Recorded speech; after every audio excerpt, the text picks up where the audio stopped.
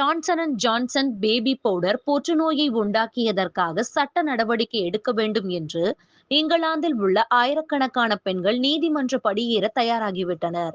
பல நூற்றாண்டுகளாக Johnson and Johnson's பாதுகாப்பான டால்க் பவுடராக நம்பப்பட்டாலும் அந்த பவுடரில் புற்றுநோயை உண்டாக்கக்கூடிய ஆஸ்பெஸ்டால் என்னும் பொருள் புற்றுநோயை உருவாக்குவதாக அமெரிக்காவில் ஏராளமானோர் அந்நிறுவனம் மீது வழக்கு தொடர்ந்ததை அடுத்து பிரிட்டன் மக்களும் அந்நிறுவனத்துக்கு எதிராக நடவடிக்கையில் இறங்கிவிட்டனர்.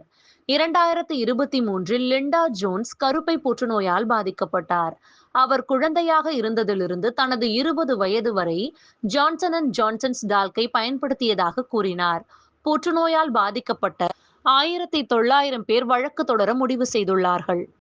முன்னாள் தொழிலாளர் கட்சியின் துணை பிரதமர் ஜான் பிரிஸ்காட் தனது 86 வயதில் காலமானார். 31 மே 1938 வேல்ஸில் உள்ள பிரெஸ்டானில் பிறந்த ஜான் பிரிஸ்காட் ஒரு ரயில்வே ஊழியரின் மகனாக பிறந்தார். 15 வயதில் பள்ளியை விட்டு சமையல்காரராக பணிபுரிந்தார். பின்னர் குனாட் லைனில் பணிபுரிந்தார்.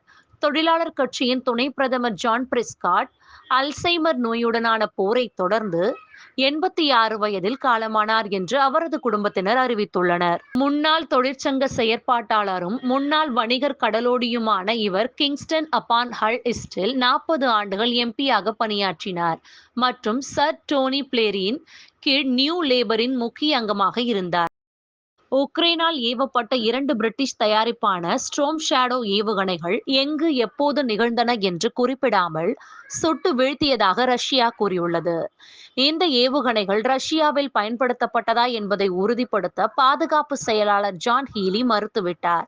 ரஷ்யா உக்ரைனில் கண்டம் விட்டு கண்டம் பாயும் ஏவுகணையை ஏவிய சில மணி நேரங்களில் இந்த செய்தி வந்துள்ளது. உக்ரைனில் சிறப்பு ராணுவ நடவடிக்கை பற்றிய அமைச்சகத்தின் தினசரி அறிக்கையில் இந்த அறிவிப்பு வந்தது. ஸ்டோர்ம் ஷேடோ ஏவுகணைகளை வீழ்த்துவது பற்றிய மாஸ்கோவின் முதல் பொது அறிவிப்பு இது அல்ல.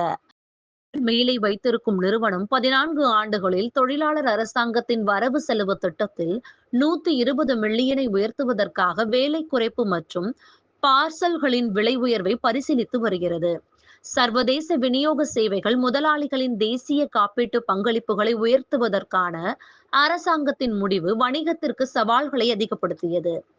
ஏனெனில் அதன் 508 ஆண்டு கால துணை நிறுவனமான ராயல் மெயில் வரலாற்றில் கொந்தளிப்பான காலகட்டங்களில் இருக்கிறது.